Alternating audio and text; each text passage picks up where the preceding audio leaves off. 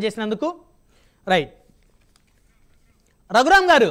So మొత్తానికి రఘురామ్ గారు అసలు బీజేపీని కూడా అసలు 1% లేదు, నోటాతోటి బీజేపీ పోటీ పడిందని అనేక సందర్భాల్లో వైసీపీ నాయకులు విమర్శించారు. కానీ ఇప్పుడు బీజేపీ పోటీ చేసినటువంటి 10 అసెంబ్లీ స్థానాల్లో 7 స్థానాల్లో లీడింగ్లో ఉంది. వైసీపీ 175 పోటీ చేస్తే కేవలం 13 స్థానాల్లోనే ఇప్పుడు లీడింగ్ కనపడతా ఉంది. మరి ఆ 13 కూడా తగ్గే పరిస్థితి ఉంటుందేమో, మరి చెప్పలేము. అంతే, కరెక్ట్, అదే అవుతుంది. 10 కూడా వస్తాయి, లేదు సింగిల్ డిజిట్ కి వెళ్లే పరిస్థితులు కనబడుతోంది. లీడ్స్ అయితే అలాగే ఉన్నాయి. తర్వాత అదే నవ్విన నాపచేనే పండుద్దని పెద్దల సామెత నిజం అవుతోంది. అందుకనే విర్రవేగద్దండి. ఇప్పుడు నరేంద్ర మోడీ గారు 3 సార్లు గుజరాత్ లో ముఖ్యమంత్రిగా, భారతీయ జనతా పార్టీ 6 సార్లు 7 సార్లు అప్రతిహతంగా అక్కడ గెలుస్తూ వస్తూ 2 సార్లు ప్రధానమంత్రిగా, 3వసారి హ్యాట్రిక్ దిశగా ఉన్న ప్రధానమంత్రి ఈ రోజు గర్వంతో తల తిప్పి గానీ నోరు మాట జారడం గానీ ఎప్పుడూ జరగలేదండి. సో ఈ విధంగా ఇది చాలా ప్రజలు బాగా బుద్ధి చెప్పారు అనేది స్పష్టంగా కనబడుతుంది.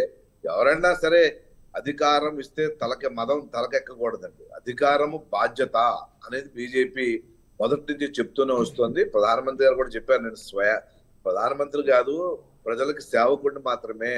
అంచేత ఈ యొక్క ఏదైతే అధికారం నాకు ఇస్తున్నారో అది ప్రజల సేవ చేయడం కోసం ఇచ్చారు తప్పించి ఏదో అధికారం మత్తు కోసం కాదనేది గమనించాల్సిన అవసరం ఉంది. ఇది చాలా మంది మంత్రులు కానీ ఎమ్మెల్యేలు కానీ ఏ విధంగా అయితే ప్రవర్తన చేశారో 5 సంవత్సరాలు, వాళ్ళందరికీ ఖచ్చితంగా ఒక పెద్ద గుణపాఠం. జీవితంలో ఇంకోసారి తప్పు చెయ్యకూడదు, ఎవరిని హేళన చేయకూడదు. పవన్ కళ్యాణ్ 2 చోట్ల ఓడిపోయారని కూడా మాట్లాడారు. బీజేపీకి మీరు చెప్పినట్టుగా నోటాగానే తక్కువ వచ్చేయి పోటీ పడ్డారన్నారు. మరి ఇవాళ కూటమి ఏ విధంగా దూసుకొచ్చిందో, ఏ విధంగా కూటమి ప్రభుత్వం ఏర్పడుతుందో వాళ్ళందరికీ కనివిప్పు కలగాలి. ఎప్పటికైనా సద్బుద్ధి, వాళ్ళకి మంచి బుద్ధి ఇవ్వాలని అసెంబ్లీలో ప్రజల కోసమే, ప్రజా సమస్యల మీద మాతో పాటు కలిసి పనిచేస్తారని ఆశించాలి తప్పించి వాళ్ళని తిట్టినట్టుగా మేము వాళ్ళలా తిట్టలేమండి. ఆ నోరు మాకు రాదు. రైట్ రైట్ మనతోటి ఆమంచి స్వాములు గారు జాయిన్ అయ్యారు. జనసేన పార్టీ రాష్ట్ర నాయకులు, రాష్ట్ర కార్యదర్శిగా ఉన్నారు. స్వాములు గారు నమస్తే అండి. స్వాములు గారు వినిపిస్తుందా నా వాయిస్ మీకు?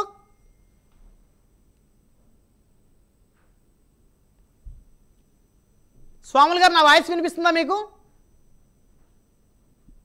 రైట్, మళ్ళీ వస్తారు. మీ దగ్గర టెక్నికల్ ఇష్యూ వచ్చినట్టుంది. సింగళూరు గారు.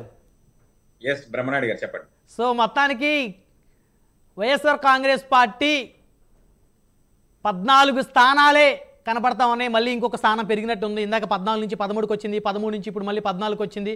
సో ఆ 14 అయినా ఉంటుందా లేకపోతే ఆ 14 కూడా ఉండదా అనేది అయితే సస్పెన్స్గా ఉంది. సో మొత్తానికి అనేక సర్వే సంస్థలు, మరి ఆరామస్థాన్ లాంటి సర్వే సంస్థలు నా సంస్థకి మూసేస్తాను, తాళమేస్తానని కూడా చెప్పారు. షట్టర్ క్లోజ్ చేసుకుంటానని చెప్పారు. పాపం మరి ఇప్పుడు వారు ఇంకా షట్టర్ క్లోజ్ చేసుకోక తప్పదేమో అని చెప్పేసి కనిపిస్తూ ఉంది. ఎందుకంటే ఒక 5% అటు ఇటుగా వచ్చినా దాన్ని ఎంతో కొంత ఒప్పుకోవచ్చు. కానీ మరి అసలు ఆరామస్థాన్ ఇచ్చినటువంటి ఏదైతే రిజల్ట్ ఉందో, ఎగ్జిట్ పోల్స్ ఉన్నాయో దాంట్లో 1% కూడా కనీసం నిజం లేనట్టయితే చాలా స్పష్టంగా కనపడతా ఉంది. కేకే సర్వే సంస్థ ఎవరైతే కేకే ఉన్నారో గతంలో కూడా వైకాపాకి 151 స్థానాలు ఖచ్చితంగా వస్తాయని చెప్పినటువంటి కేకే సర్వే సంస్థ అప్పట్లో ఆయన అందరూ అవహేళన చేసిన పరిస్థితి ఉంది. అదే నిజమైంది. ఇప్పుడు జనసేనకి 21కి 21 వస్తాయి, కేవలం వైకాపా 14 స్థానాలకే పరిమితం అవుతుందంటూ కేకే ఏదైతే చెప్పారో అది ఖచ్చితంగా అది జరుగుతుంది అని చెప్పేసి అనిపిస్తూ ఉంది. ఇప్పటికే దాదాపుగా 50% రౌండ్స్ కూడా కంప్లీట్ అయిన పరిస్థితి ఉంది. సో సింగళూరు గారు, మొత్తానికి కనుక చూస్తే man of the match Janasena అధినేత అనుకోవచ్చా?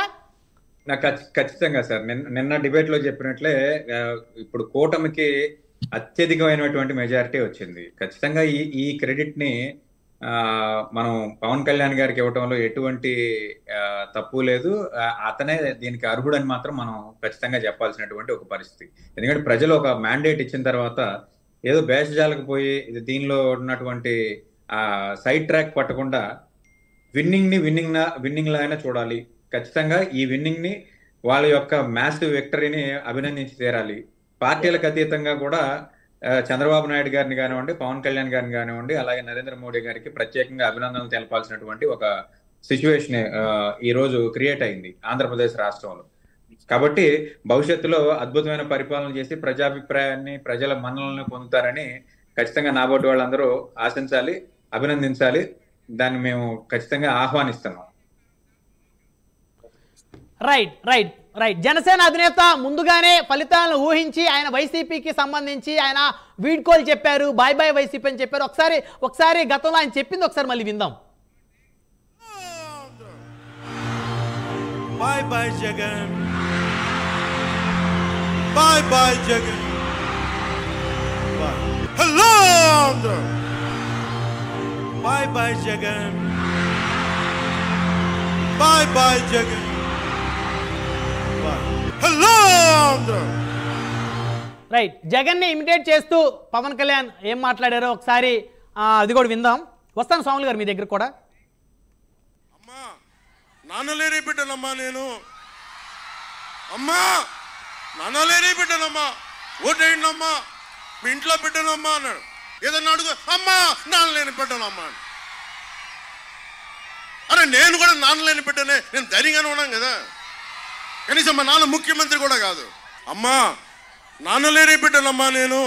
రైట్ మొత్తానికి రోజా గారు ప్రస్తుతం ఓడిపోబోయే మంత్రుల్లో మొట్టమొదటి మంత్రి కూడా ఆవిడని చెప్పుకోవచ్చు. ఆల్రెడీ ఆవిడ ఓటమైతే ఖరారు అయిపోయింది. బహుశా ఆవిడ కూడా కౌంటింగ్ కేంద్రం దగ్గర నుంచి వెళ్ళిపోయారు అనేది అయితే మనకు ఒక ఇన్ఫర్మేషన్ ఉంది.